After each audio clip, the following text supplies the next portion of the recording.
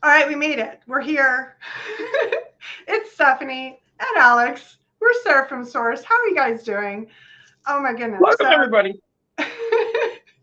You should see what happens before we go live. It's hysterical. We're like adjusting chairs and all sorts of stuff. So we're happy. We're happy. We're cozy. I hope you're cozy. Are you guys all cozy? Tell us you're cozy. I see so many beautiful, beautiful angels in the hood, as I like to say. So Mm-hmm. welcome. We're gonna do some things tonight that should be fun. We're excited. Are you excited, Alex? Yeah, I'm excited. I'm in the chat. I'm good. I'm good. Please help yourself. Last time I had to do it by myself, everyone, it was like, what's going on? All right, so I just want to give us a little bit of a Seraphim disclaimer. If you are coming in and you are new to spiritual awareness, and this is your first time on this flight with us, welcome to Angel Airlines. We are the friendliest guys happening, but this is the thing. You might feel a little tingly. You might get some activations. You might spontaneously break out in song. We have no idea what you might do, but this is what I know. All of it's good for you because we only come with a pure heart. We only come with the highest vibration light. The And diving pool is for fundamentally, loading and unloading of Seraphim. see, this is what happens. So what's going to happen is your guess is as good as mine. Like honestly, there's so much that can happen. We had one woman last week get in touch with me. She might be in here right now. I'm not going to call her name. But the point is, she said, Stephanie, I started speaking. We're on blast. No, I'm just kidding. It's going to happen. Sometimes it's going to happen. Dragon energy is fierce. It is holy in so many ways. It brings you in this wholeness. So just be aware. That's all. Okay, so that's the disclaimer. And anything we suggest, I would just say go within yourself. Know that Alex and I come from different angel angles. Sometimes they meet, sometimes they're like totally different. It's okay. This is what we're here for. You decide. You're sovereign being. You get to decide what is for you and what bounces out and can be for someone else. It's all good. Okay. So Alex, what's on your heart today? What's going on with you? I was excited to talk about this unhooking from the sticky. Yep. This is what we're here for. Unhooking. So yeah, I'm all amped up. I'm all amped up. I'm ready to go. As you can see, my ADD is in full tilt, and I can't stop moving really. But it's all good. Just in case if that starts to settle down a little too much, I got my juice. Oh. Okay. Well, angelic distortion is real. So rainbow juice. I love it. It's beautiful. And I'm in the chat. Just to let everybody know at home.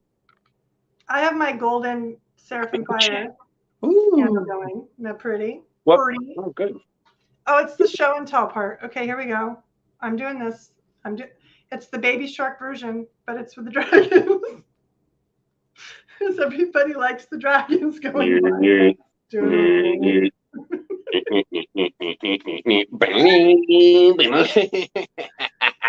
So this is Lepidolite. Why is he the black dragon, Stephanie? Lepidolite. He's a battle dragon. I don't remember his name. I don't know if I gave him a name. I might have, but okay. So that's my dragon that came in today. I'm going to introduce everybody to Quest. Oh my gosh, he's big boy. Quest, say hello to everybody.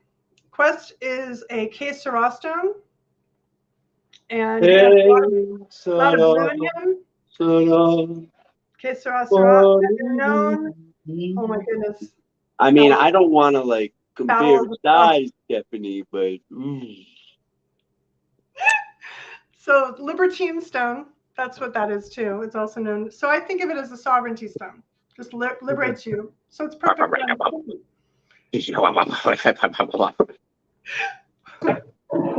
Do you want to share what your stone is made of? I missed it. It's mahogany obsidian. Okay. That's daddy. Sure. It's the Mac Daddy, Baghdaddy. Yep. And then this is Eterna. This is she governs the angelic immunity rose gold. She has a lot of, you can't see it, but the stripe through her is very citrine-like. So she has some yellow going on. Nice. She's off to the side. So we got the masculine, the feminine, the big daddy going on. So we're good. We are covered. Oh, good. In council right now. All right. Oh my goodness. See, this could be this is yeah. That's, I think they know that we have tools. yeah, I know. Oh, is that? We like our toys. It's just fun. It brings us into joy. This is what we do. So Seraphim energy, you know, it's hot. So we got to cool it down sometimes. We get the cell in it. So it's good. Okay, so let's talk about the sticky right now. What do you find? Yeah, people in the chat are wondering what you mean by the sticky. Yeah, what do you mean? What do you mean by the sticky? I like to call the sticky the brown light.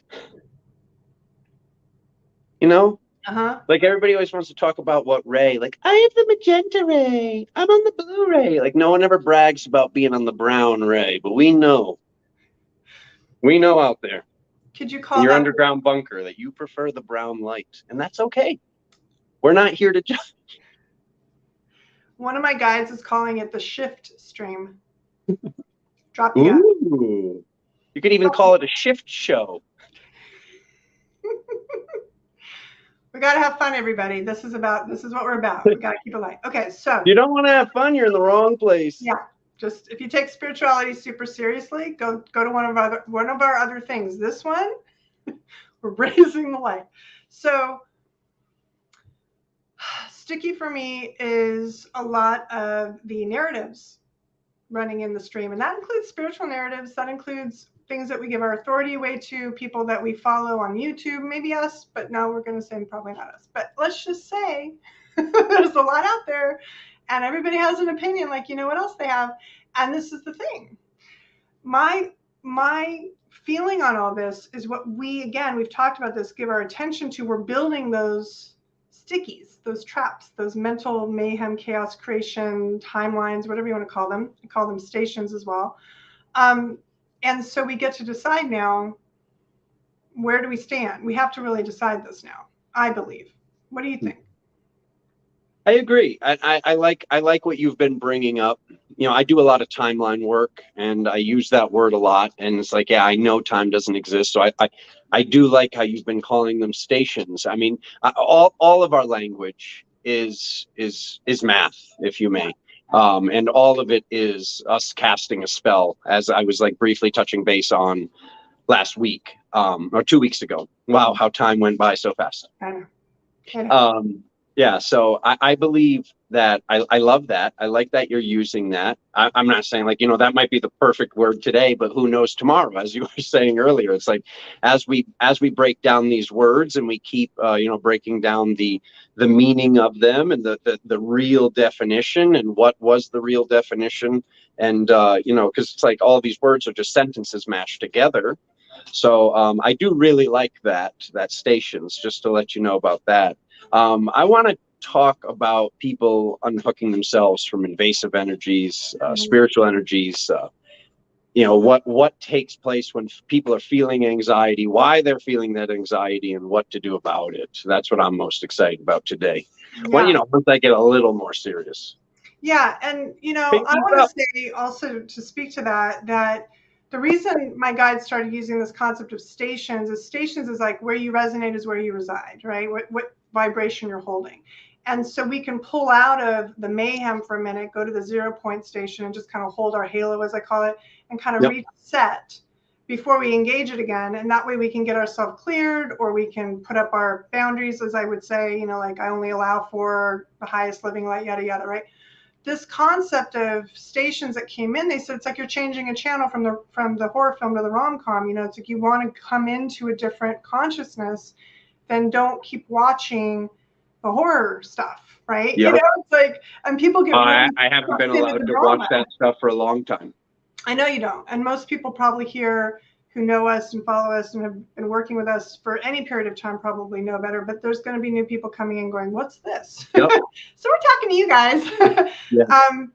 That, you know, it's really important what we feed our consciousness into and how long we stay plugged into news feeds and media, especially, and propaganda machines, if you want to call them sometimes, because what do we know? We know there's mixed bags out there. Not everything's absolute truth. There's going to be a mixture of things, and we get to decide now, what is our truth? You know, what version of world events do we want to support, and we want to visualize, and we want to manifest? Because we're all master manifestors fundamentally.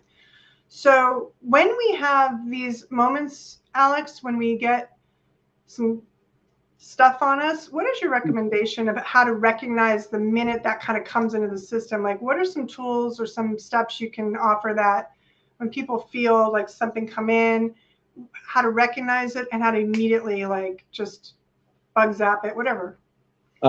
First of all, the initial energy that comes in, because we have to allow energy in, okay? Mm-hmm. So the initial energy that comes in is going to be one of our biggest fear will be what's projecting in. You know, it's like some being will come and knock on the wall and say, you feel guilty, or you feel sad, or you feel this, or you feel that from, you know, and it's usually from a, you know, even though time doesn't exist, a past lifetime, but something that's going on now. If you want to think about it as something that's going on in another dimension or another timeline, or however you want to look at it, certain things will be used against the person to prevent them from fully stepping into their power in that moment, and allow basically something to get through all of the layers to get to our shoulders or to get to our hips. So, I mean, hands down, the mantras, the spells, and the remembering as a whole. I actually wrote down one that I've been tweaking. It's not perfect, and this is something I want to be talking about a little bit later, but I love this mantra I've been working on. I know some of you at home are going to feel this. Any and all energies that are being sent to me are transmuted into that which I need most. Okay. Because it's like, you know, that's the whole thing about, like, you know, you hear a lot of people talk about alchemy and, like, you know, the science of it, and, you know, whether or not it's alive or a dead science or light or dark or whatever. But when we look at us being the alchemists of our reality, you know, what is it that we can do to take that which is unworthy and turn it into that which is worthy? Because it's like, you know, it's a lot in spirituality. It's a lot of like, I grabbed the thing and I put it into the light. I've heard that so many times, I can't count it. And it's like, that's not always, like, and by not always, I mean, not ever our place to be. That's the person taking the role of the judge, jury, and executioner, when maybe you don't understand something. Maybe there's something you can't see in that present moment of why that being is doing that, or what's actually taking place. And it's like, you know, some people might not even see it as a being. It's not about the way that we see it. Our brain is going to make ways to show us things, whether or not your third eye is on. Our brain is going to make ways to show us things that we'll see in our own way. You know, like, and that's one of the things I wanted to talk with you about at some point, this whole Atlantis thing. And it's like, why is it, if we had, you know, all whatever 43 people watching right now live, if we had all 43 people watch how they remember Atlantis sinking or burning or crash, everybody sees it a different way.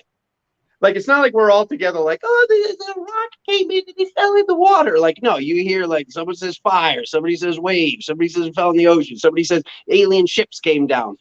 So it's like, to look at this stuff as, all right, so we can see something happened or is going to happen, because that's been the information that's been coming through to me, is this is trickery for me. Like, this is us labeling our future as, you know, having this level of technology and having this level of power, and knowing that we're going to accidentally wipe ourselves or make a mistake. And it's like, it's, once again, it's stuff that we have to limit and take out.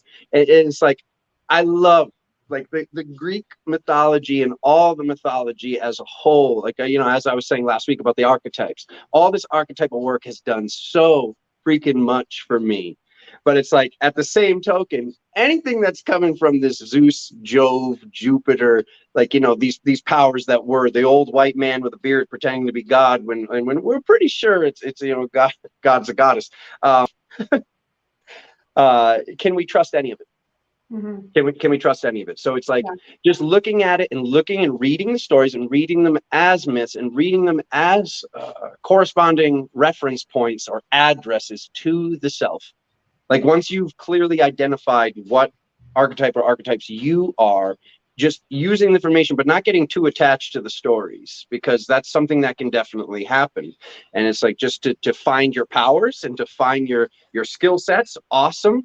But then to also find the shortcomings, so you know what you're healing, because that's been a great source of healing for myself when I read about who, you know, whatever floating spirits or whatever I'm seeing. And, as I'm going through the awakening process and feeling like, oh, there's some energy in here right now, feeling or thinking I'm crazy. And then like obviously deciphering and figuring out I'm not, because what I'm seeing in my visions and my dream state and in my meditations, or, as I'm taking into hypnosis or whatever it is, turns out to be on the internet, or I find it, or I hear it coming from somebody else's mouth who clearly isn't watching my channel. Right. I think, what's interesting is how I feel about it now, listening to what you're sharing is, I interchange the term angelic and quantum as, as we're going into these quantum natures, we're going into these fields or stations, as I say, of where we're locating networked in other dimensions or areas. And what I'm hearing is that, and again, because there's no time, it's all happening now. So as much as we might perceive it from this moment as back, right? It could be now, right? It is now. So we're plugging into the various belief systems that we were governed under during those time frames, let's call them for a minute. Yep. So let's say you prayed to Zeus because you were Greek and that was your thing, and that was your god, right? And that was your belief system. And now you've activated an element of all that mythology within yourself, and you might even align to certain characteristics of that, and that gets imprinted in the DNA too. So it's kind of like we're going in and really clearing out and cleaning out what I would say is this viral activity, this malware, software, whatever you want to see it as, that's kind of stuck in our systems and keeps rinses and repeats, right? And so that's what you're saying, like Atlantis coming into the future, because we keep putting energy to the concept of Atlantis. So let's just keep repeating it, right? And like and exactly, and it's like if it did happen, okay, just like food for thought. And I'm not trying to take away anybody's narrative. Like, I hope this isn't triggering. This is what Spirit told me just to get me thinking less than a week ago. So I'm just sharing with you my process right now, because it's for me it's very healing and it's very freeing to say, like, like, let's separate ourselves from the narrative of what has or is going to happen, because if time doesn't exist, like, why do we even have history? What do we use history for? We use history so we don't make the same mistakes, so we don't repeat the mistakes of our ancestors. So it's like, regardless, why would we have this story of Atlantis if there wasn't some sort of situation or worry or address of don't do this again? So it's something that could have been left for us to make sure we don't do that again. And the more work I've done with this whole Zeus thing and finding, the things and the energies he's gone after, all right, I'll just say that, I ended up, through my own spiritual research, realize that these are some of the most powerful frequencies that were almost like born side by side with him. It's almost like, here's mom and dad, and here's Zeus, and here's like the other mom and dad, and here's this group of gods, like right there in the stories. And not to really get wrapped around those gods, but their skill sets, because like one of the most powerful points that I've gotten to in the addresses that I found, and this took me over 4 years to work through this. If I look up the original screenshot of when I took a picture of these, and you were seeing them as dragons with a lion head. And that is exactly how I see them quite often. But they're perceived on the internet as a wolf upper body and a mermaid bottom, a fish bottom. And they're called the telkines or the telkines. I'm actually going to write it in the chat so people know that word. So when I research this word and do all this work, I got so distracted by the feminine. I got so distracted because I've been searching for this female sun goddess for like pretty much forever. Like, being born in the last hours of Leo and having all this sun energy, I'm just like, something's not stirring the Kool-Aid. Like, there's a female sun goddess somewhere. Like, where is she? I was searching for her for so long. And even when I found the telkines, I didn't find her. It wasn't until I read back through all that information later I saw that word again. And then, like, it kind of went to the wayside. And then when the information came back up in 2021, just last year, I read these very special words about, Zeus wanted to lock these beings up and get rid of them because they couldn't be affected by dark magic.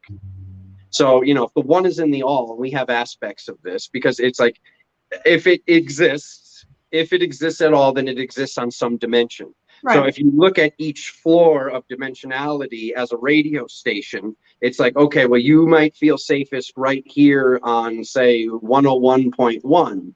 But if we turned the station to 107.3 or something like that, that would be where this aspect of the self is. For somebody to internalize and realize and have the belief structure that they cannot be affected by dark magic, and like these, you know, these beings, these powers that were, their time's done here on this planet. Their time's done in this galaxy. So all these energies are going to be freed as we all keep doing the work, as we all keep doing the research, and we all keep having the conversations, either one-on-one or within these groups or wherever we are. We keep sharing information about our healing and empowerment stories, and we all get stronger together. We all heal more in that same way. It's almost like how you can get two phones now and tap them together and pass files back and forth. That's something that us as humanity, at least when I was born and raised, it didn't seem like I knew how to do that or was doing that. But now, like within the past 5 years, it's like now all of a sudden it's like I come together with people and I leave, and it's like they gave me some sort of file. It's like they gave me an energetic file. Be like, hey, Alexander, here's all the trauma I've been processing. Now you don't have to process that. Oh, your trauma? Okay, let's just, exchange these. Because it's like, that's what we all woke up through. That's what we all woke up from. It's like, oh, what is that? What's his name? The guy from Black Alicious. J-Law. J-Law, one of my favorite rhymes. He says, in the dark, it's more likely that you notice light. Right. And it's like just one of those, it's like absolutely true. It's like when you are confused and you're in a dark or a sad place, it's so very easy to see the light on the horizon and know which way to move. And it's like, that's the way I've seen it. It's like, as we get further into the work and the light starts to surround us, that's when things can it maybe have the opportunity to become a little foggy, because the light is everywhere. But it's like, everybody I know, at least, it's like, and I'm so excited for these next generations of kids and stuff that they don't have to deal with that stuff, because we see them now. Like, we see the parents not saying like, it was just a dream, or like, oh, mommy, there's an imaginary friend standing in the corner. It's be like, it's not real. Like the stuff that like was like jolted through our energy bodies as these like precious little children, that's not happening in a lot of houses right now. So these kids are going to be able to be like, oh, exactly what you were saying, Alexander. Like, nice to meet you. I can't wait to shake that first hand of that, like, that youngin' that's like, mom was awake, dad was awake. They brought me up like this. I was just brought up on, carrot, apple, ginger juice and excellence, Right. And I mean, so, I think a lot of the kids are also teaching their parents what they need. These kids are coming in, like I call them the diamond generation, the diamond kids. Yep. They're multifaceted, multidimensional. They don't take it. They don't take it anymore. You know what I mean? Like, they're not impressed with the normal money is God mentality. So they're coming in teaching us now, well, this is, what are you guys doing? You're just they're absolutely. Yeah. Absolutely. To kind of bounce off what you're saying, or stream off it, what's interesting for me is, and I've said this a long time ago as well, it's just drop whatever you think from the past. It's like, just drop it, stay in the now, and what are we building from this point forward? Because we do get caught up in all of this self-importance, and we're special and who we are, and we can't, that, like you're talking about, it's like we're not meant to get caught up in those stories as much as we might relate to them, to access those files that give us remembrance of some of the skill sets we might have already acquired in another location of us, right? So absolutely. We're just reactivating, and I call that field dynamics when you're exchanging. Like, if you come into a group of mine, or I'm sure a group of yours, there's exchange happening for the betterment of the group, because somebody's already done and walked through thousands of steps of some issue and figured it out, and somebody else did their work, and somebody else did their work. So everybody's like data exchanging, right? Like you said. Yeah. And that's why I find these sessions and groups really powerful, because they're amplifying our ability to alchemize so much more than just the one-on-ones. Like, I do very few one-on-ones now. Most of my stuff's done in groups, because I want to be efficient, because I'm like, let's just go. Let's get these people lit, So I agree with you. The other thing I wanted to share about that, though, is in terms of the sticky, what we are creating, what we buy into. And there's extremes right now, right? People, because they're coming into, and I don't mean people necessarily on the awakening or the ascending path, but let's just say the standard person who's still in the rat race, and the person who's just paying the bills, and they're like, spirituality, what, huh? But we have to remember they're manifesting things too. And those moments where they go to TikTok, or those moments where they go to their TV, or those moments where they're getting sucked into narratives, and those narratives are mixed. Those narratives might have a little bit of truth to sound good, but then they throw in the cyanide in the milk, right? And this is the sticky that's really, I would say, nefarious for people right now. And we have to be really diligent to how we respond to it, even because people, I don't know about you, but clients come to me like, oh my God, this is happening, right? And they're freaked out. So how we respond, how we feed into it, how we onboard it as our belief, and what we give our power and authority to. Because in my opinion, what we're seeing is the demise of the patriarchal structures that are the authorities that have been empowered. So you're talking about looking for the feminine goddess, right? Yeah. There's so much that, I mean, I just saw a woman on TikTok the other day who's, of course, very spiritually Christian, also MK altered from the past and had a lot of drama there. So there's healing there. But her experience is that Magdalene's Luciferian, the divine goddess is Luciferian, everything's, crystals are Luciferian, everything's Luciferian, right? If it doesn't belong in the Bible, it's Luciferian. And the challenge I have with that, of course, when I witness this, is there's a part of me that just, I ache and have compassion for her in a sense, because I know, there's a lot there to deal with. But I also know she's not alone in this. There's her and thousands, if not millions, of people who think the same way. And what does that do? That ironically puts them into judgment, which is an anti-Christed nature, if you will, if you want to call it anti-crystallized light consciousness. So it's very fascinating to me to kind of watch how all of this mental miasma is playing out right now in the field. And this is why I go back to holding our station, like stepping out of the way. That's so nice of you to pay attention to that for everybody, Stephanie. No, I'm just kidding. It comes to me, man. I gotta make it fun. I gotta make it fun. I know. It comes to me. I mean, I have friends, I have people that come to me with these things. So I just know. No, I get it. I just know the truth, but I think we should put the people at home to work.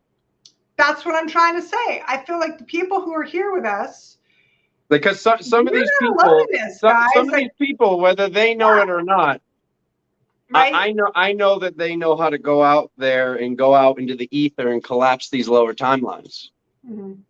Yeah, this is the thing. Alex and I had a conversation earlier today, because I said to him, I said, unfortunately, everybody's learning to manifest. They're all watching The Secret. They're all watching whatever. They're all starting to learn to manifest. Unfortunately, sometimes they're not necessarily realizing that as they build those muscles, like going to the gym, they're possibly manifesting things they don't actually want, right? Yep. So when I tune in everything, the fear of the collective right now is creating timeline. No, thank you very much. Not on my watch. So I told Alex, I said, would it be appropriate for us to start looking at this from a collective standpoint and look at these things for the betterment of the planet? Not that we're going into individuals, but we're looking at, look at this mainframe highway that's being installed that is not serving anybody. Does this need to be here? I don't think so. What about you, Alex? No, I don't think so. So this is what we're talking about, is how can we assist in dismantling some of those bridges, timelines, whatever you want to call them, that don't need to be put up, right? And that's where I think it's not just up to Alex and I, it's up to all of us to really be accountable for what we're feeding into, what we're getting afraid of, because it can happen. The human ego wants to be safe. It's just the animalistic part of people sometimes, as high-minded as we get, and as high frequency as we are, there can be those moments. It just happens sometimes. So, yep. No, always be humble enough it can happen to you, is all I'm going to say. Just know that's a possibility. So, Alex, this is the sticky I'm talking about. I'm talking about, things that are going on in the world. We're not going to even put word to them, but we all know what it is. Yep. What are your recommendations in terms of, is there something that we can do to begin to dismantle those that might be Atlantis-like in their effect? And what would be your recommendation? How we can do that, meaning individuals at home, in their practices, bring something into their practice on the daily, maybe, or whatever, if necessary? Or is it something we can do together as a whole? Or how do you see it? I'm going to make up a word right now. I'm new fashioned, Stephanie. If that's some work that I believe that people out there can do. I don't even like to give attention to it. You know how energy goes where attention flows. So I just like to let people know, hey, I might have found an address. Does anybody want to go knock on the door and see who's going to answer it? And I know that my family out there will get everything done. So I don't, I mean, I'm not saying that there isn't like a meditation or something that we can do, but I think it's just the process is being done by us being here. And what's most important is getting our frequency to the highest point that it can be at, and noticing when something is attempting to mess with our frequency and knowing what to do. I'm sure that everybody here has heard me say to get in the gym 1,000 times, and to heard me say how important it is, and that my third eye turned on when I was in the gym. I can't tell you how many times people are like, I want my third eye to turn on. I'm like, I noticed it was on when I was lifting. It's like, and Spirit has told me more recently that the byproduct of releasing hours of endorphins is dimethyltryptamine in the brain. Mm-hmm. So this is why, some people that even take these medicines or drugs that some take, whatever you consider them, to each their own, it's like we're all on our own journey. But some people that take this stuff, they don't have any effect from it whatsoever, because there's already so much DMT just floating around in the body. Like that's actually a medical fact. Like that takes place in some people's bodies, and like the people like, you should be like seeing aliens and geometric patterns. Is like, what if I already was? So getting into that frequency, I can't even tell you. Like I keep bringing up the 13th of February. I, being such a powerful empath, which so many of you are right now in the chat and at home.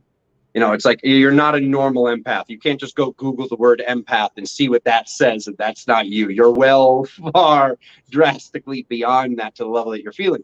I woke up on the 13th of February with this crippling anxiety that I didn't even realize till after I'm back home from the gym, and after I'm all steamed and showered and full of all these endorphins, when Spirit actually says to me, like, I don't know how they're doing it if they're not creating all these oxytocin, serotonin, dopamine, like the list of what comes from us getting the energy off of us, using, once again, is transmutation, me using that anxiety as force to press or squat or whatever the heck it is. And it just doesn't mean I still want people out there to be safe, of course. Like if you don't know what you're doing, get a trainer. And if you have to get to the point of being able to even get a trainer, dance. Alexander's orders, if you're not working out at least 1 or 2 days a week, you should be dancing 20 minutes a day. It's very necessary, because guess what? Alexander's doing these lifts. Alexander's full of all these energies of DMT and endorphins and all this great stuff. I'm not saying this to brag. I'm saying it's a lot of work, mind, body, spirit, soul, all of it. I do it. I love it. But there's still days where something comes in and I'm having to dance it out.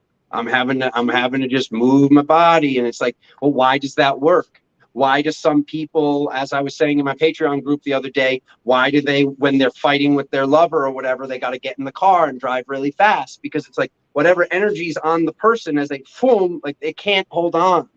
They can't hold on. And it's the same thing when we're dancing, when we're moving our body, the energy that's coming in, it's almost like Neo in the Matrix, and everything's missing. All the hooks that are coming in, the person's never in the same spot. There's chaos. There's a beautiful chaos in dancing, and it frees up this energy. Not to mention, as I was saying just like a few weeks ago, I don't know where I said this, so I might as well say it again. Certain people from certain constellations and star systems actually need to dance or be moving their body fluidly to open channel, to have their being speak through them. So there's a certain amount of movement that needs to be done. So what I'm getting at is this. Go watch one of these. So wait a second. Hold on. Oh, yep. Hold on.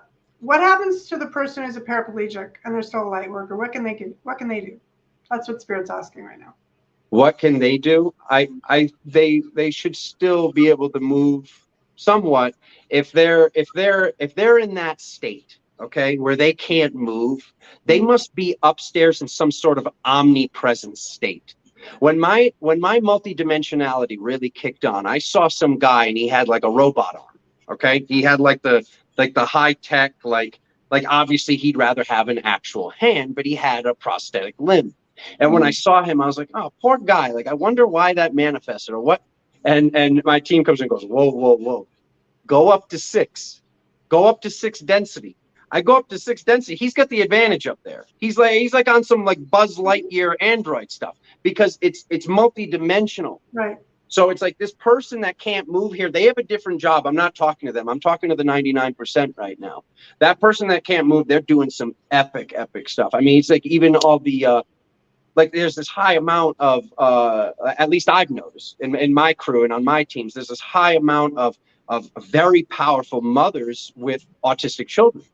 And it's like where like a lot of times like this is being looked at like it's some sort of like, you know, fault, like something that like hopefully gets healed. And of course, yes, if that's part of the path, of course, I hope that gets healed. But when I see these kids upstairs, they're freaking supercomputers. And some of these people that are supercomputers that don't even realize they have a touch of autism, like that's why sometimes they're dealing with a little bit of more invasive energy, because when they fully turn on, get the hell out of the way.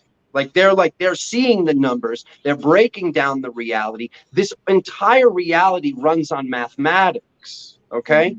That's you know, it's like that's why like a lot of the words, and I actually caught another one recently. It's like all the words, like the ancient versions of them that have to do with the end of the world are all about awakening. Like the original definition of apocalypse, whether you look at Greek or before Greek, it's about a mass awakening and uncovering. It has nothing to do with rocks falling from the sky. But it's like one of the words I want to use and want to like let everybody know, because it's like, what do we do when we follow the spells? It's like, haha, I caught you. Aftermath. Everything's in the aftermath. All of our manifestations are technically aftermath. It's the words we're spelling in the 1, 2, 7, 8, 5. You know how it is. You say those codes. A lot of these people don't know that you do that work, but it's mathematics and there's codes. And, you know, some of your people might not know. I get accurate information. Anybody can learn how to do this, where I do numerology on the first license plate I see every day. And it's out of state. I wait for the first out-of-state license plate I see, and if you know how to break down the letters, A through I being 1 through 9, J through R being 1 through 9, and S through Z being 1 through 8, you can actually look at any word like yoga 7671. Like I can do it that fast. Like somebody could any word in the chat. Veronique 4 5 9 6 5 9 8 3 5. We can get to the point of being able to break those numbers down that quickly and then add it all up. Okay. Never mind an autistic child. They would just look at it and go, that all breaks down to an 8. And they'd be able to look at 3 words and go, that's an 888. Holy crap. There's some dragons coming in. That's what I'm talking about. So none of this, because it's like, what do you want to talk about? A disability. What do you mean? This ability. You're actually saying this ability. It's like if it seems like there's a disability here, elsewhere, you have no idea how much of a powerhouse this person might be. And whether what is the functionality and the point of this disability. Because that's one thing that Spirit has wanted me to break down and look at and once again, not judge. It's like we look at things and we go, oh, the poor thing. First of all, remove those words from the vocabulary. We can't have that. But we've been basically brainwashed by society to think those thoughts. When we see somebody, oh, poor so-and-so. No, abundant so-and-so. Like for starters, like we got to remove that entire thought structure. And once again, just because you're looking at something doesn't mean you fully understand it or why you're looking at what you're looking at.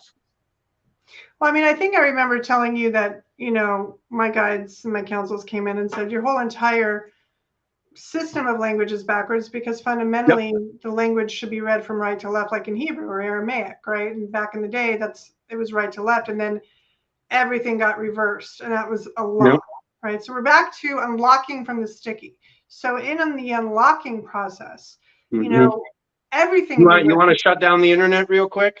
Well, I broke it. I have zero Fox. I'm talking about the animal. I have 0 Fox to give. Yeah. When So I that's what researched I'm saying. Solomon's, So, when I just want to say this really quick, Stephanie, because somebody out there needs to hear this. When I researched Solomon's work was done in 4 languages, and one of the languages went up, one of the languages went this way, one of the languages went this way, and one of the languages went this way. He was actually enclosing space with 4 different languages. mhm. Yeah. So, like, talk about, like, he was actually using the spells and casting them in multiple directions to actually make sigils with the words. And that's something that wasn't written in Solomon's Key, but I read the languages, and then when I researched what directions the languages move, one of them went right to left, one of them went left to right, one of them went down to up, and one of them went up to down. So this is like, this can be far, far beyond. I'm sorry to interrupt you, but just like, this spell work is very, very real. It's very, very real, beyond anything you could ever imagine. And it's like, you know, it's like we see all these beings in our heads, and a lot of times we're being communicated with in English because that's the language that we speak.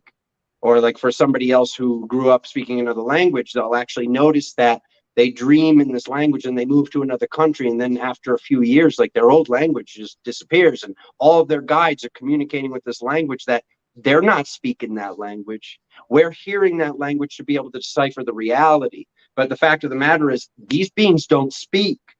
Like, we can get to the point where we don't even need these words. And when we do cast spells, that's been saved up, and we have meticulously figured out what spell to cast that only moves the proper directions of forward and up, and on those angles as angels in this reality.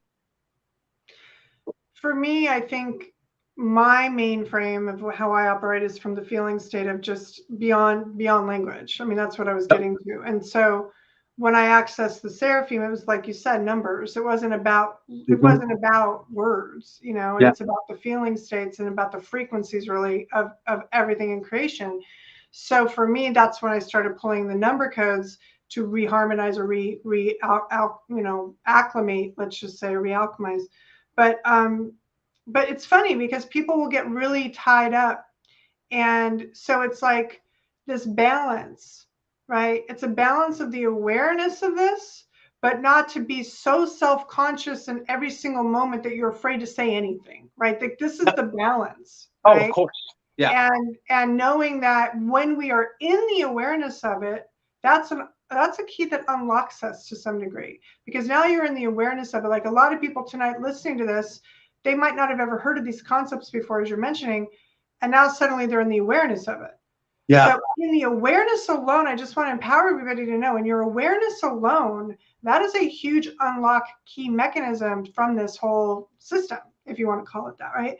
So I do say that, yes, mind your words, be aware of what you're speaking into yourself, speaking into others, how you're psychically attacking people by how you think about them, worry about them, have fear toward them, you know, any of that, right?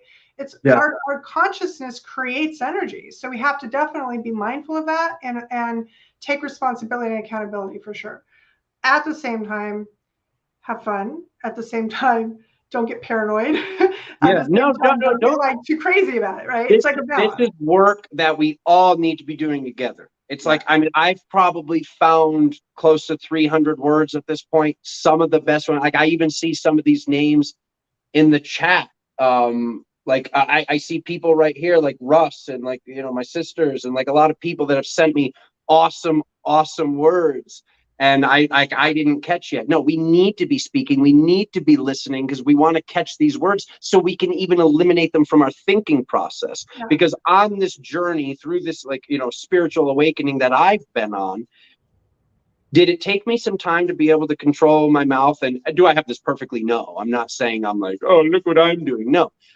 Did it take me time to master keeping my mouth shut and stop judging people? Absolutely. But once I got to the point of holding my mouth closed and be like, don't say it, don't judge this person. Oh my God, this like journey after that of actually being able to control the mind. I don't have answers for you at home. I don't have answers for you, because it's like our brain's thinking like 5,000 thoughts every 0.2 seconds. And it's like, how many, like what 1% of 1% out of all those thoughts can we even grasp? So we need to be speaking them, because what if we're thinking the thought, and because we're still manifesting in our heads, we're still instant manifesting. So we want to find these words like amazing and understand, and the words that, like, when people say them to us, we're like, ugh. Like, why does this word make me feel that way? And why am I doing this stuff? And, like, you know, dissolving it before that and better, and basically unweaving what I'm feeling, weaving around me as this person's speaking. So no, it's not in any way, shape, or form we're ready to go silent right now. I'm not saying that to anybody at home. If anything, we need to be listening and talking more, so more of us can be working together to share all this work and find more words. And whether you believe in it or not, like, if you find like a good word that you're like, well, that one's pretty messed up, send it over to us. Let us break it down. I want to say this too. Screen time, really important. If you're taking in constant information, right? So you're watching this, you're listening. You're gonna make me say, like, you never give your brain a minute to go into the inspirational, creative, right-brained activity because you're bored. Like, you need to give yourself space and room to listen to nothing, to have zero input, right? To connect in to whatever, you know, you would call your original creator, and move into that consciousness long enough to receive information direct, versus let me go find it out here in the field somewhere that somebody else is doing that, right? So my invitation also is to really take quiet time for yourself every day, to just do nothing, to do, you just said it, nothing at all, right? Yes. So that you can tap into the right brain factory, if you will, that factor. It's like, here you go, want another idea, here's another idea, right? And that was one of the things I know when I came online through my awakening.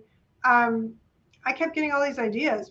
It was like unbelievable how many ideas I would get, and I just was like, is this for me? I don't know if this is for me, right?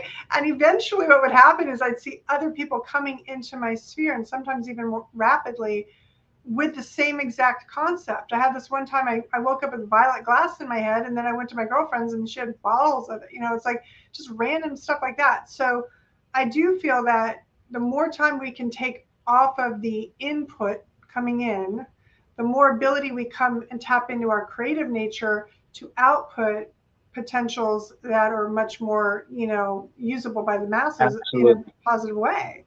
And keeping our eye on the horizon, keeping our eye on the realities that we are calling forward to see as our reality, no matter what is current in the current condition. The current condition was created before this moment. And if we keep saying this is it, well, it's going to be this because it's how it always is, or we buy into, well, most likely this is going to happen because it's what always happens, like these concepts, then you're just buying into and contributing and investing your consciousness like into a bank account of that reality. And so my point is, don't buy into it. You know, my point is to de-invest, right? From these narratives, and invest your time and energy into things that create more beautiful, you know, potentials, or what I call sovereign earth potentials, right? Absolutely. Now you wanted to share something tonight. The rock doctor is in the house. Like, there's something you wanted to share about some crystals we can use, you know, and understanding that crystals are amplifiers and tools and things we can use to support us. So what did you want to share on the unsticky? Something that I actually noticed. So my brother out there, you know who you are. Somebody out there has, I'm not going to say any names, but somebody has the original Larry. So I got the mahogany Brazilian, the first one I ever got in. I put it down on my chest. I was laying on the couch, and my heart starts to go boom, boom, boom, boom, like literally slamming. I didn't know what was happening. I'm laying there like, what the heck is happening to me? I fall completely asleep. I wake up soaked in sweat. Still, the skull's in the same place. And I'm like, I start tuning in. I was like, what just happened to me? And the skull speaking to me and telling me that, like, it was unhooking cords. That's why I called it Larry, because Larry the cable guy. He was unhooking energies from my hips and my shoulders, and you know, like, you know, just all these invasive energies that didn't belong there. So mahogany obsidian, it's so freaking powerful. Obviously, in the form of a skull, now we've taken on a consciousness. We can now give it a name, and this can work like quantumly, in a quantum manner, if you ask me, at least in my opinion. But it's also, it's like one of those things that once it ended up in the Ultimate Shield bracelet on my site, like it didn't go anywhere, because it's like, you know, what's more important, especially for all, like, you know, it's because it's like, it's kind of like everybody is an empath to a certain percentage. Yeah. It's just like some of us, it's so much, it's a lot. It's a lot. And most of the people that like they would consider it's a lot, they're literally like intimately working in people's energy fields, like massage therapists and Reiki masters. And it's like, because that's what pulled them to that line of work, was the fact that they can feel other people's energies. And that's what woke them up to being different. So, yeah, mahogany obsidian all day. Mahogany obsidian is one of my go-tos. It's most of the skulls that I, you know, I've put up on my site are mahogany obsidian for that reason, just because I know how powerful they are. And every once in a while I'm talking to somebody and they're letting me know what's going on, and they get one of these and it makes a drastic difference in their lives.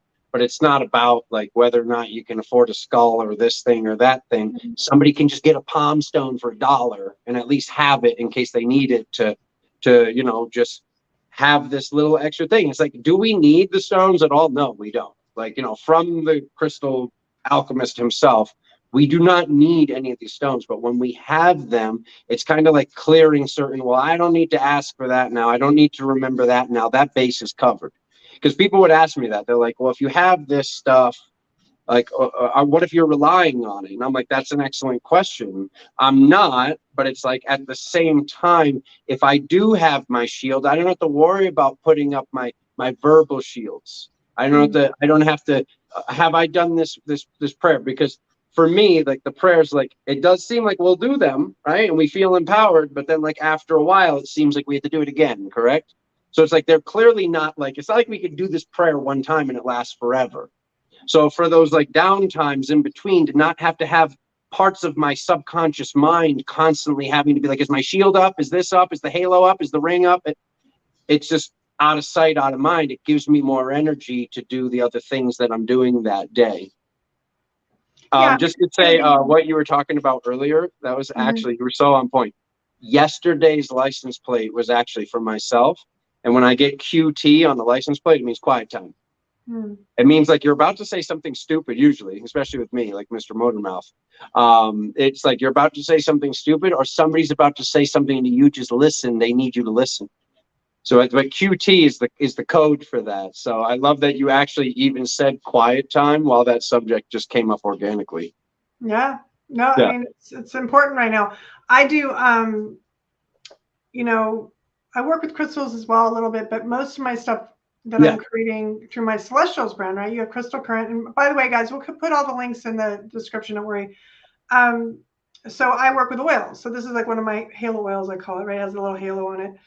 And what I'll do with this is similarly, like if I go in and I want to clear, right? And I have 2 different oils I work with. This is Restore. But what's interesting in the elements of that, right? The oils, what allows me, and this is the Magdalene mystic in me a little bit too, but the oils allow me to tap into the intelligence of all the plants, right? And the networks. And so that's how I go into my quantum seraphim nature too, is to some degree, as I tap in now to get all those feeds, those channels, right? The positive ones. And so it's fascinating, like when I just put on an oil and I just align right away. So yeah, I just want to reinforce to everybody that these tools, you know, when they come from nature, you know, from Gaia, and we're connected to our earthly mother that way, you know, she gives us these gifts, this bounty of intelligence that's from her for us to collaborate with. Like I see it as a collective collaboration. I see it as something that we are working with these energies and these tools for, to some degree, is self-devotion. Because we love ourselves enough to take a moment to go, okay, I'm just going to take a breath, or I'm going to put my crystal on my wrist and remember who I am, or I'm going to, you know, whatever the different things that we do, right? And so that's what I want to just say and share, you know, in reflection to what you're saying. I want to go into our Q&Angels portion, which is what I call it, our Q&A, and just take some questions. If anyone has any questions, I would appreciate if you want to ask questions, if you can post them now. So I don't have to we can do a couple questions. That'd be fun. Yeah. While people are typing their questions in the chat, I just wanted to just touch base on something I saw written in the chat a couple of times, and just This is an address you can visit or sit with or not. But I saw a lot of people writing cancel clear or the cancel clear delete. Good. But that's why I was saying the whole before that and better. So what does the spell of before that and better mean? We're going to before the person said or did the negative thing that we could feel in our body, and we're improving upon what was already great. This is actual time magic. Like whether or not time exists, the fact of the matter is in the present moment, after this person said this thing to us, we go, ooh, that doesn't feel good. What I know is this: when I say in my head or out loud, before that and better, it's way more powerful than cancel clear. I mean, I ran cancel clear. I was a cancel clear, delete, repeat, cancel clear, delete, repeat for a decade. Like I ran that for a while. Once I found this before that and better, which was one of those things that just came out of my mouth, and somebody else, my brother Kenan actually caught it. He goes, "What did you just say?" And it was like, you know, when like that hot fire comes out of your mouth, and then time goes by and you can't remember what you said. It was one of those. It took us a couple hours to get it down on paper. We were like that and better than before. So it's like those spells. So if you got a pen and paper at home, like so just try it. Try it. Next time you're about to say cancel clear, say before that and better. Just try it out. You know, it's funny because I used to always say far out. And people are like, what are you, Marsha Brady? And I'm like, no, because I'm sticking things far out of my field. I like that. It's like, I don't even want it anywhere near me, you know? So I know what you're saying. It's like, there's these things that'll just come out of our mouths sometimes on a repetitive, these colloquialisms, whatever. And it's like, far out. Like, thank you very much, but no, thank you. So I got that question. If you don't mind, Stephanie, you can get the next one. Willow Dawn. Yeah, go for it. Willow Dawn says, what is the significance of the skull shape of a crystal? Okay. Let me put down this clipboard. I don't even need that anymore. All right. So Willow and everybody at home, in days of old, there was one priest or there was one shaman that was responsible for spirituality for the entire village, for the entire area. Sometimes this was the only spiritual person. Co-creation, this word that we use now and we use every single day, and what's taking place on a constant basis throughout of our entire reality, whether we know it or not, we're all co-creating now. This was not the case before. So the priest or the shaman would have this other form of consciousness to bounce manifestations of healing, like, you know, whatever they're manifesting, what they're creating, what's taking place, or, you know, finding information or whatever it is. They would have this have a name and they would co-create with the skull. So having a skull have the shape or of a skull or a dragon or something like that, we can then, and I don't even care. I have no cares left to give if people think I'm crazy. We can then whisper to the skulls and give them a job. When we give the skull a job, now we can be like, you watch the front door, you watch that side, you watch that side, you watch the back, you clear me when I get home, you do this, and then we make offerings, or we charge them in the moonlight. We don't just take, but we ask them like, hey, we all work together, we're a family, we show them love. It's much easier for me to have love and revere and respect for this that I call daddy than just me having a sphere and being like, oh, this is my sphere, I named it Steve. Like, it's like, well, what are you doing, bro? But yeah, to make sense out of that, this and was it Willow? Yeah, Willow Pillow. Is that Willow Pillow? Anyways, this is something that was taking place for thousands of years. We hear about the crystal skulls.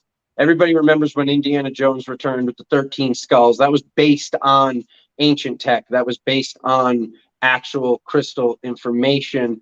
Me and Stephanie have no idea where to get your hands on one of those. Shh, don't tell. Cough, Lucy. Anyways, yeah, so just this is something that was necessary before and now is an added benefit in this day and age, to answer that question, Willow. Yeah, and I'll say this, you know, Magdalene came in one night and she told me to look at the Salvador, not the Salvador, the Savior of the World, the Salvador Mundi, I guess it's called, yeah, which is one of Da Vinci's paintings. It sold for about 43 million. And she said, now I want you to look at this painting and realize that Yeshua is holding a skull, a crystal skull. Really? And it's not Yeshua, it's Magdalene, because it's split, because the Savior of the world is the unification of the Christ and the Christus in one. And so when you look at that painting, and you can pull it up on Google, you'll see the eyes look kind of like they're crossed. It's because they're different beings in the same painting. They're supposed to be that if you cover one side, or you take a mirror, you'll see one whole being, and take the mirror to the other side, you'll see another whole being. And when that came through, she said that fundamentally with the crystal skulls, they used to work with the crystal skulls because of the fact that there was a consciousness that they would invoke into it. So think of it as the opening of the mouth ceremony, right, in Egypt. And this was something that they would do. So they would store consciousness even of some of their high mystics, right, into these skulls, and they would use them as almost like jump drives, right, or use them as like what do you call that, conduits, right, to these higher levels of consciousness. And that was part of what they did as light workers, you know, and working with even angelic beings and things like that. So it is very much ingrained in the history of the planet. It goes back to, you know, thousands and thousands of years. But the point is that the skulls, to me, for me at least, represent, like similar to what Alex is saying, recognizing that there is a consciousness that is connected to us, that is acknowledging our own, you know, abilities, right, to be a conduit, to be a conductor. Because remember, skulls and crystals, I should say specifically, are piezoelectric, right? Mm-hmm. So they're always processing energies as we do, and we're crystalline. So they're really a reflection of our own crystalline nature, how I see it. So absolutely, just wanted to share that. Yeah. Sherry's asking, what is the name of the painting? Salvador Mundi, I think something. Don't hold me to that spelling. It might not be that spelling, but something like that. Okay, another question. Sherry asked, best way to create a safe night's sleep. Had an interesting experience last night. I'd rather not repeat. Okay. I'll share you with what I do, right? And Alex might have some answers on this too. Absolutely. Yep. I put up what I call a halo, okay? A halo being a holographic assembled light organization or organism.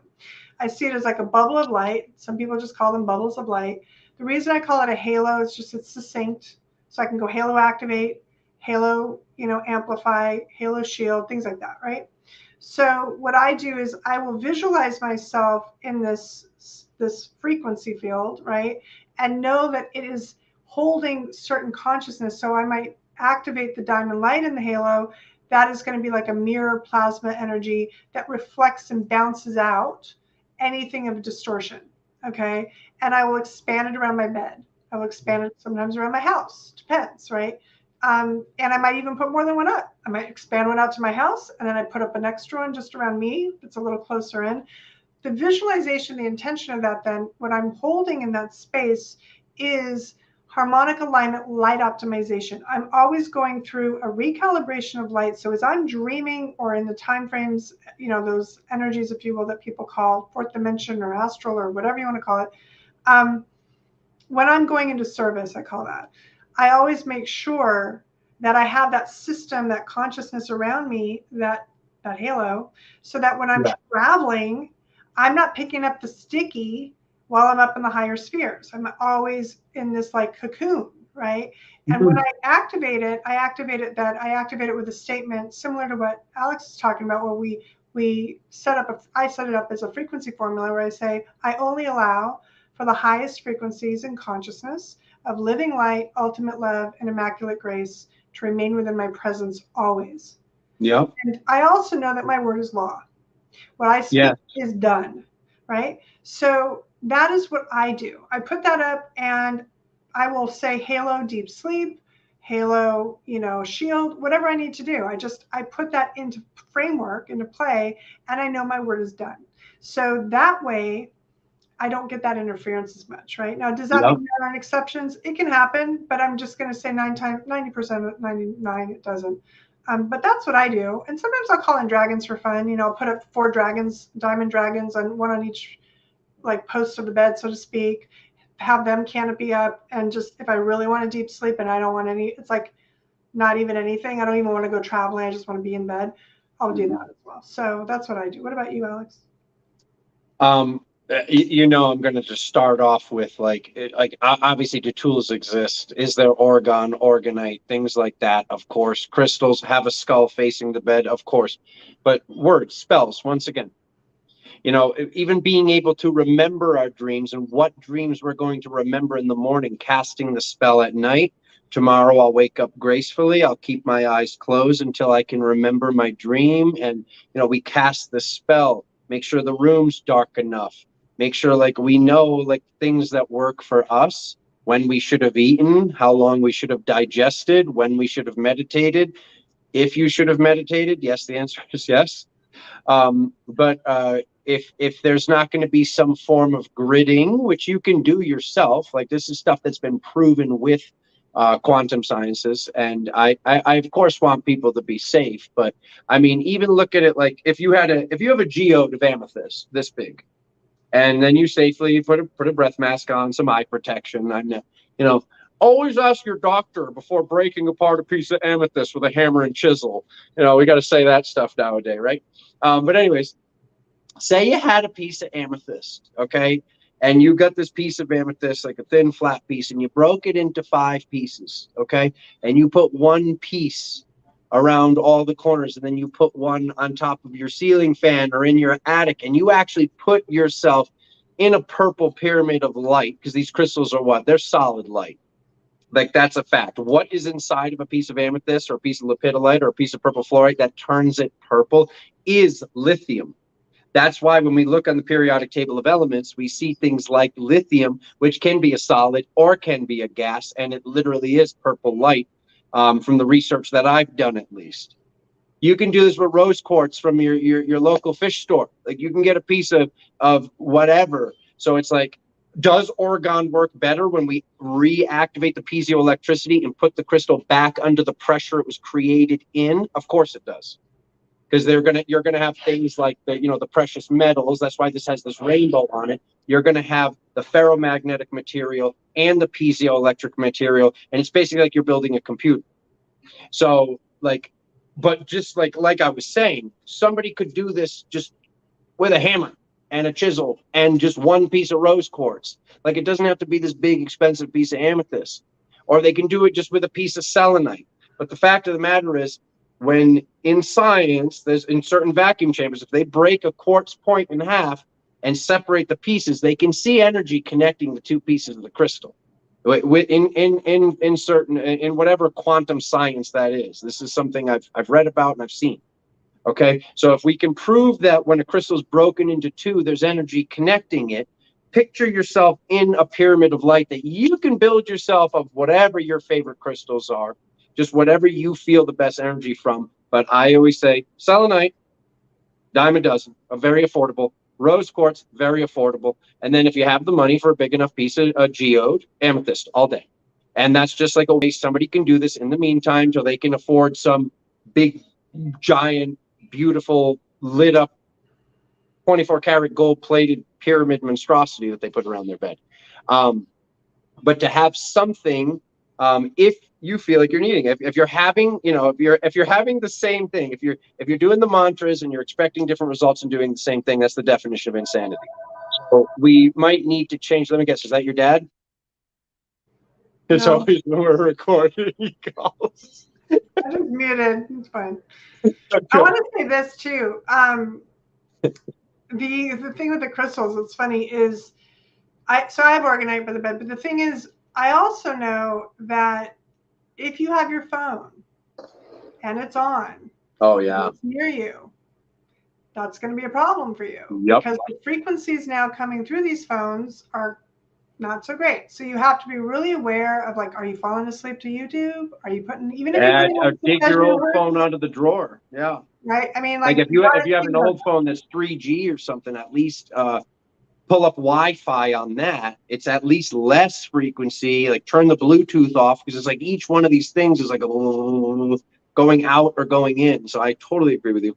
Yeah, I mean, we got to really think about the tech that we are all addicted to some degree. Everybody has, I mean, we're all cyborgs with our phones now. So we have to really be careful, or not careful, conscious that how much we're getting that frequency around us and how much that could be affecting us. The other thing I would say is hydration. Hydration is going to affect how your body operates at the piezoelectric level. So if you're not hydrated, there could be elements in your body. Think of like the microbiome and other elements of your body that are like causing signals and things that could lead to nightmares. Okay, so we have to look also at sun just charging too, functionality, right? Basic functionality.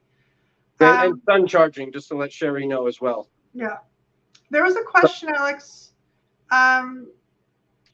Cheryl asked, how can we hold higher levels of other dimensional versions while in very dense areas? I feel out of my body a lot during the day. Is this a need for more integration or a protective function? I'm going to read it one more time. How can we hold high levels of our other dimensional versions while in very dense areas? I feel out of my body a lot during the day.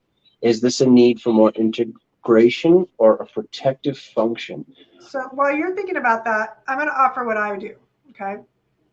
One of the things that I teach and I install and I initiate for people are their angelic soul keys. These are 3 specific frequencies of angelic light that are yours based on your date and time of birth. So when I'm not in my body, not feeling safe, maybe I'm at an expo or something, there's just too much information. I'm like, I want to float up and kind of observe, you know, I'm like, don't want to get grounded, whatever. There's so many different reasons of this happening. I will start to repeat those frequencies in my mind. And I know that they work like a vortex of energy that pulls everything in and grounds me. So if that's happening to you more often than not, I would say your angelic soul keys could be helpful. I find all the keys very helpful. There's more than just your soul keys, but those definitely, I think pretty much every Seraphim soul on the planet I know should have them installed as far as awakened, activated, knowledge of them, whatever. But that's what I recommend to people when they really have a hard time grounding. But I know that Alex has like his tools. I wear his anklets. Those can help. But Alex, what else do you recommend for grounding and just holding more of that consciousness in? Well, it's not really grounding what she's talking about. She's actually talking about this energy up here, holding it down here. I mean, just to let you know, Cheryl, love you so much, by the way. Speaking of people with special children, like awesome kids. For me, it's really more about pulling all of it in. And I hope this helps, because this has been my process for years now, is working on full integration of all of this in one, of pulling my angelic and my dragon and my elven and all of it to center. Because as much as people use this term a lot of higher selves, my team has wanted me to use more of a term of other dimensional versions. If I look at these versions of the self as if they're above me, then they will be above me when they should all just be inside, because they have to be inside. If it's as without, so within, as above, so below, as is over here, so is over there, you know, in that realm of thinking, I would just more pull all of it to center, pull all of it into the center of your heart, and then just more observe, Cheryl, is what I do. Like if I go to the store and I have my headphones on and my sunglasses on, my hood pulled up, and I'm like trying to sneak through the store, I'm like, wait a minute, what are you doing?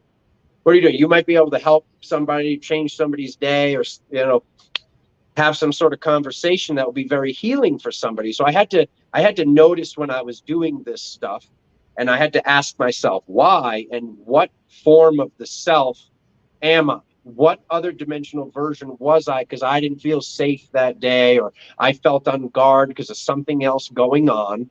And like, this is the work that I continue to do to this day, of like putting myself in check at certain points and being like, which version of me am I right now? And is the real Alexander locked in a trunk basically right now? It's like, can the real Alexander please stand up? So it's like, if you're having a certain aspect that you're really needing to integrate, or you're wanting to be in the vessel as you go to these dense areas, Cheryl, then that is integration. That was part of the question that you asked. You said, is this a need for more integration or a protective function? First of all, the word protection, I would just use shielding. Like when we say protection, that means you need to be protected. So I would just say, oh, shields up. Like Stephanie says, halo up. Like we're not like put up the halo to protect us. Like we just know what we kind of know what the halo does. We know what the diamond scale armor does. We know what the diamond light does. However you look at it and whatever vernacular you're going to use. So just to finish your question, I would just say if there's a specific version that you're needing specifically that version, they seem to be bouncing out, then yes, it is a need for just more integration. But I have a different process of kind of pulling it all in and seeing who's squirming. And when they squirm, I say, hey, why are you squirming, bro?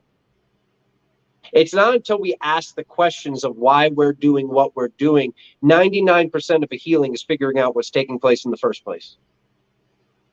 Yeah. And I think this is the thing. When we really know who we are, we're not in a state of fear, right? When we're integrated with all these elements that you're talking about, all these conscious quantum dimensional levels of who we are everywhere that we reach into, and we are integrated with that, and we really know what empowers us, we don't have these levels of fear. The fear comes in because there's something, like Alex said earlier, knocking on the door and trying to, get your ego engaged and triggered. So it's really, that's why I say with the keys, what I like about them, it's their immediate pattern interrupters. Immediately the mental that's like trying to like, whoa, what's going on? Immediately you go into that alignment.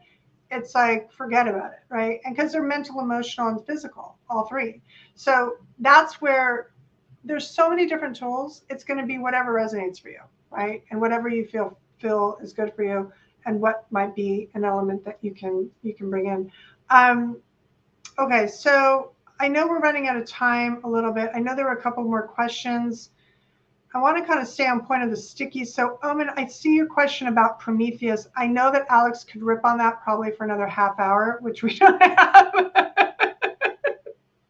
So right as I'm about to go like eat dinner, they're like they get me all riled. They're like, let's bring up questions about dream time and So maybe Yeah, I'm out of juice, Stephanie. That's it. Tell them. I know, right? No, do you want to take them out in a meditation or anything? Yeah, or I think that's what we're gonna do. That would be lovely. Feel free, next time you come on to ask that question. Yeah, please. If it's in alignment with the topic of the Seraphim Source. Okay, so everybody, we're gonna just, now that we've covered a lot of information, we're just gonna remind you through experiential that you are sovereign, right? You are this fire element. You are all of it. So I want to bring in my team and what I do a little bit to support everyone. I know Alex is going to hold space. Maybe, I don't know, Alex, if you want to bring music and you don't have to. I'm gonna do some stuff. Okay, you do what you got to do as well. And what we know in this moment is that as we align to this, right, we are holding a vibrational frequency that elevates the entire world because we're networked, right? Every single individual is transmuting the effects of 90,000 plus that might be caught in their own version of hell, whatever that looks like, right? So just know we are here to hold that vibration that is transmuting and alchemizing all of it by being the love that we already are, right? Okay, here we go. I'm gonna ring a bell, clear some energy. Let's go.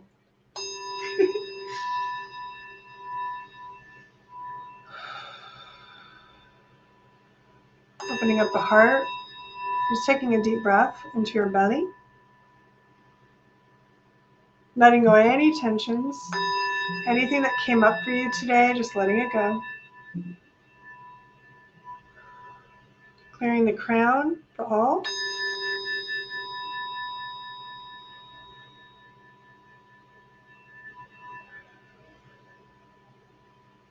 And the third eye, and the throat. Okay. And just close your eyes if you haven't done so already, and just take a deep breath again. Focusing light into your heart. And as you breathe into your heart, I call forth the angelic light streams of all creation, the celestial councils of living light, the sovereign light councils of the Seraphim, the Ophanim, the Elohim, and the Cherubim. I recognize the diamond light nations that include the diamond dragons and unicorns and lions and dolphins and all the mythical, all the archetypes that are beautiful here to support us in our ascension. I recognize Yeshua, Mother Mary, Mary Magdalene, Father Joseph, and Grandmother Hannah being here to hold the order of the Council of the Magdalens and the Nazarenes. And as we come into a greater sovereign state, I recognize Archangel Metatron, Archangel Michael, Archangel Raphael, and Gabriel and Uriel. I also recognize Archangel Zadkiel. And in this moment, the halo is coming into form.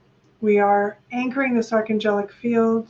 I recognize Archangel Raziel governing the rose gold current.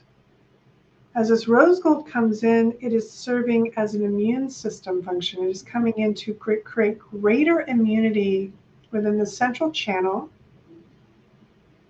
along your spine, that vertical axis, and expanding out, cleansing, clearing, and releasing any viral activity of any kind, consciousness, physical or otherwise. And as it is releasing, cleansing, clearing, and activating your DNA to know the wholeness of what it is, without interference as well, we are seeing this beautiful halo shimmering light coming around with the diamond light that Archangel Uriel is bringing in. As this diamond light is coming in, recognize it amplifying every element of your DNA, bringing in all consciousness, all multidimensional versions of you in this moment of now to the sanctuary of your diamond heart, this complex within you, the center of your being.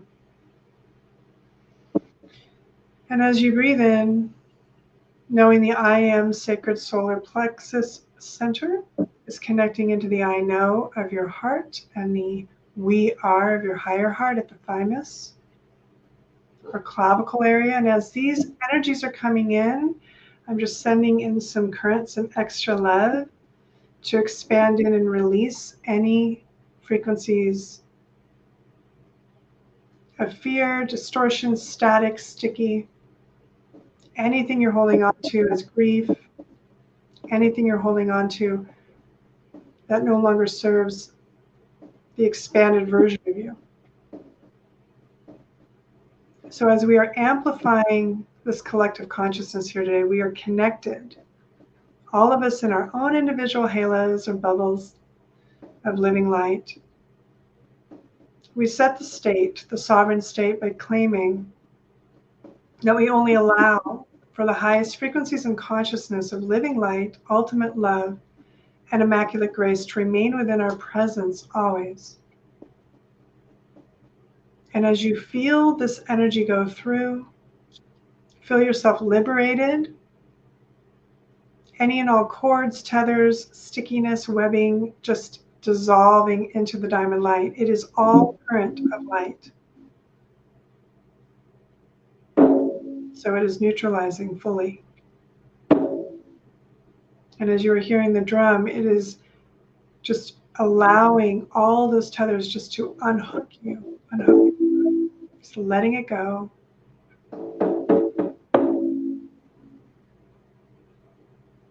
And as it continues to fall away, imagine, if you will, from the back at your shoulder blades. On the left side, we're going to liberate an energy we call the platinum. This is the sovereign feminine frequency of immortal liberation coming through the left wing, okay? And again, we're just gonna work on your main wings right now. We know you have many. So these left wing platinum coming out of the sovereign feminine, and on the right side, imagine a titanium wing of masculine power coming out, okay? We're unfurling this and opening up these two channels of your back wing blade areas, right? Shoulder blades opening up, and just opening up these wings, unfurling them, and imagining them wrapping around your room right now, just wherever you are, whatever you're in, whatever space you're in, just seeing these wings wrap around you. These are reinforcing agents. These are energies, okay, that are creating a living light mesh or insert into your halo. They're just going in and reinforcing your sovereignty, your sovereign state. So as these feel that they're coming from your back, just imagine energy coming from your back, feel all that opening up. Because oftentimes that's where we get sticky. Okay. So we're opening that up. So I'm just sending energy into everyone quantumly. And as I do this, I'm going to do some light streaming or heart streaming. You call that light language, perhaps. Tapping into the frequencies of Yeshua and Magdalene concurrently. Harutadali.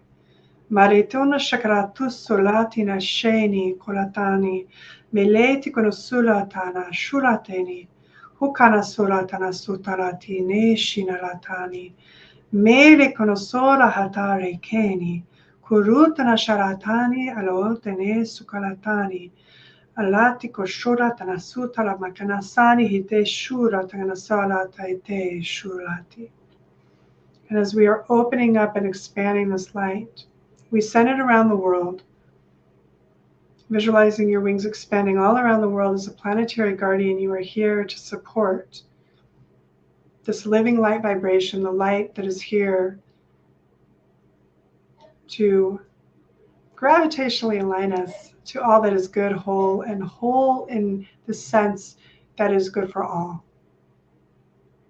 It is in balance and equilibrium, and we come back now just to the center of our heart. We know that this is true. We know that we are here for this.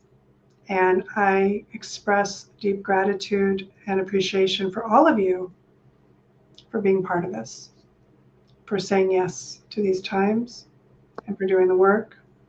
And we love you and we thank you in that gratitude. So when you're ready, just come back in. Come back into this moment of now. Come back in if you like. You can drift off if you like as well, but we would just say, come back in, say goodbye. And thank you. Thank you. Thank you. I want to share this. I know for myself, I don't know if Alex will be doing this with me, but I'm going to do something this coming weekend on Saturday called Show and Sell for Celestials. I'll be doing this inside the Angelhood. Alex, I don't know if you're able to join me for the Facebook version. If you can, I'm more than happy to have you. But I'm just going to let everybody know the first broadcast will be inside the Angelhood. I just put the link. That'll be at 11 a.m. Pacific. Okay. I go live inside there. And that will be a sneak peek of some of the goodies in Celestials. This is, again, my product line, my oils, my ascension formula. It's an herbal blend. My crystallis keys, which are essentially flower essences that are preserved with dragon's blood. I'll go into what that's about. So you're welcome to join me inside the Angelhood for that. And I'll be doing another one on Instagram at, I believe, 2 p.m. Pacific at the Hug Angel. And then I will be doing a final one in Facebook in the evening. So you can follow me again at the Hug Angel and find out more and just get in touch with me. And you'll find more information inside my Instagram bio under my flow page, and we'll put some links here in YouTube. Alex, do you have anything you wanted to share? That it's such a lovely vibration. Yeah, it can wait. It can all wait. Okay. I think we just ride out on that upward wave. I will say that you just said dragon's blood. That's what I'm burning right now for incense. Yep. Very high antioxidants. So I'll be showing about it. So everyone, we're so glad you came. We're so glad you're here. And we just encourage you to follow the channel. Subscribe. Yeah, subscribe, like it, share it out. Yeah, put up the little. There's 52 watching, but only 47 likes. And we know we had about, I think, I don't know, I lost track, but I think 700 views on our first show, and the channel has about 250 followers. So I would say we could probably do better than that. So anyway, we appreciate it. We love you all, and we would love you. Love you all so much. Thank you. Yeah, find us again. Until we see you again, we'll probably be back in a couple weeks, right? Yeah. Yep. CrystalCurrent.com for your energy tools, Galactic Tarot everywhere, YouTube, Patreon.com for book sessions. Galactic Tarot. So. And I think you'll find all the links, like we said. If you subscribe to our newsletter at Seraphim Source, if you haven't done that already, I know some of you have, just go to seraphimsource.com. You will find a newsletter. You might get a little treat eventually from that for some reason. You never know. We might send you some goodies and things, and just you never know. Surprises galore. So just please find us there as well. We love you. We'll see you Love soon. you. Bye for now. Thank you, everybody. Thanks everyone for joining. Thank Bye, you. guys. Thank you. Bye, angels.